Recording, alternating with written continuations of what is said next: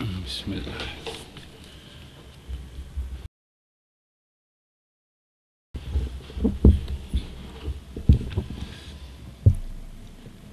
الحمد للہ وکفا والسلام علی عبادہ الذین اصطفیٰ۔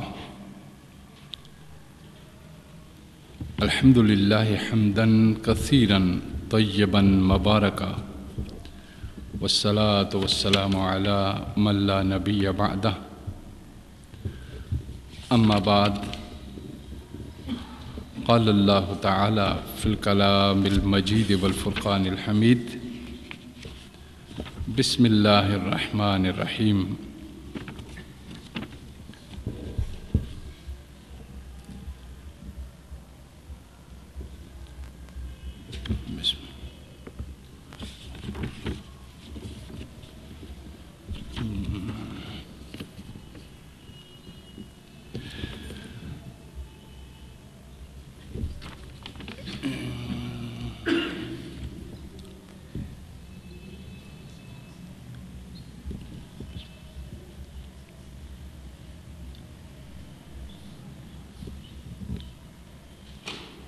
ولا يكلم الله ولا يكلمه الله ولا ينظر إليهم يوم القيامة ولا يزكيهم ولهم عذاب أليم۔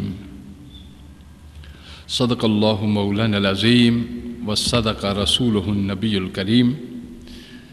إن الله وملائكته يصلون على النبي یا ایہا الذین آمنوا صلوا علیہ وسلموا تسلیما۔ اللہم صلی علی سیدنا و مولانا محمد وعلی آلہ وصحبہ وبارک وسلم۔ اللہم صلی وسلم وبارک علی ذات المحمدیت والآل عدد خلقک یا اللہ یا رحمان یا رحیم یا حی یا قیوم برحمتک نستغیث۔ معزز و محترم سامعین ذی وقار، اللہ رب العزت کے فضل سے اور اس کے کرم سے ہم قرآن حکیم فرقان حمید کو سمجھنے کی کوشش کرتے ہیں اس طریقے سے جس طریقے سے اللہ کی مشیت ہے اور اس کے حبیب کی سنت ہے۔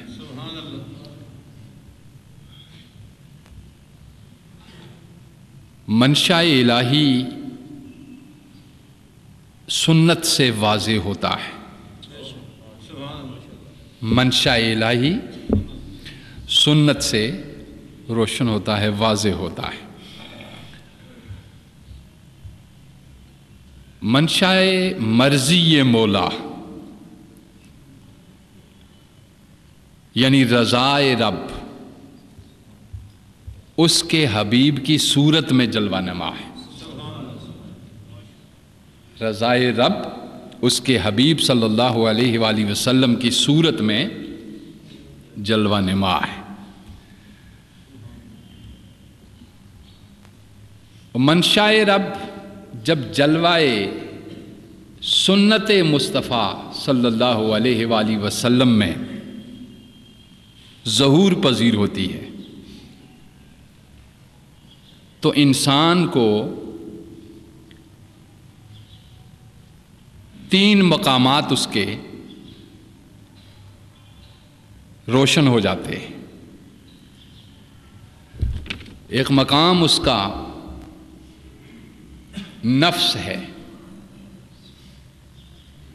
دوسرا مقام اس کا دل ہے اور تیسرا مقام اس کا روح ہے۔ نفس، قلب اور روح، یہ تینوں مقامات روشن ہو جاتے ہیں۔ اور نفس کی پچھلے جمعے پہ میں گفتگو کرتا رہا ہوں کہ عام حالت نفس جس سے عام انسان یہ سمجھے کہ میں اپنے آپ کو دیکھوں تو میں کیا ہوں، میں دیکھوں تو صحیح اپنے آپ کو کہ میں کسی شمار میں بھی ہوں یا نہیں ہوں، کسی قطار میں بھی ہوں یا نہیں ہوں، میں اگر ملتا ہوں تو کن لوگوں سے ملتا ہوں، میری عادت اور خصلت اور خصائل اگر ملتے ہیں تو کن لوگوں سے ملتے ہیں۔ اگر وہ ناسوتی مخلوق سے ملتے ہیں تو ناسوت ہی تیرا ٹھکانہ، اور اگر وہ ملکوتی مخلوق سے ملتے ہیں تو ملکوت ہی تیرا ٹھکانہ، اور اگر وہ لاہوتی کائنات سے ملتے ہیں تو وہی تیرا ٹھکانہ۔ چونکہ ہر شخص اپنے سوسائٹی، اپنے معاشرے سے متاثر ہوتا ہے۔ اسی کائنات میں جہاں اللہ نے فرمایا ہے ملائکہ موجود ہیں، فرشتے کیا ہیں، اس کائنات میں سب سے بڑھ کر تعداد اس زمین پہ ملائکہ کی ہے۔ سب سے بڑھ کے تعداد کس کی ہے؟ ملائکہ کی ہے، فرشتوں کی، اور اس سے کم جنات و اشرار کی، اور اس سے کم انسان اس کائنات میں بستے ہیں۔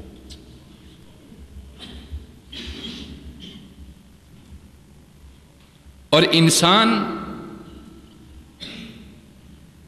ناسوتی ہے اگر، تو ناسوت کہتے ہیں اس زمین اور اس کے برائی، اس کی بدی، اس کی طرف رغبت، اس کی طرف کیا؟ رغبت، یعنی خوشی۔ اگر انسانوں کو اس کام میں ملتی ہے یا دل اس کام میں لگتا ہے جس کام کو اللہ نے اور اس کے حبیب نے صلی اللہ علیہ وسلم جل جلالہ یا اس کے صالحین نے ناپسند کیا ہو، اس میں اگر کام لگتا ہے، اس کے اگر دل لگتا ہے کسی انسان کا، تو ایسا انسان مٹی سے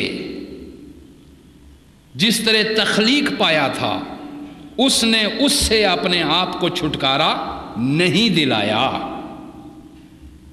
اور وہ مٹی سے ہی مل کر مٹی ہو جائے گا، وہ مٹی سے ہی مل کر مٹی ہو جائے گا، وہ مرنے کے بعد مزید مر جائے گا، وہ موت کے بعد مزید موت کا شکار ہوگا، اور اس پہ ہر روز ایک موت وارد ہوتی رہے گی۔ اور وہ انسان جس نے اس کائنات ناسوتی دائرے سے اپنے آپ کو نکال کر ملکوتی دائرے میں داخل ہو گیا، یعنی اللہ کا کہا مان لیا، اس کے حبیب کا فرمان مان لیا، اور اس کے صالحین کے راستے پہ چل نکلا، اور بدی سے اس کو نفرت ہو گئی، وہ ملکیت کے دائرے میں داخل ہو گیا۔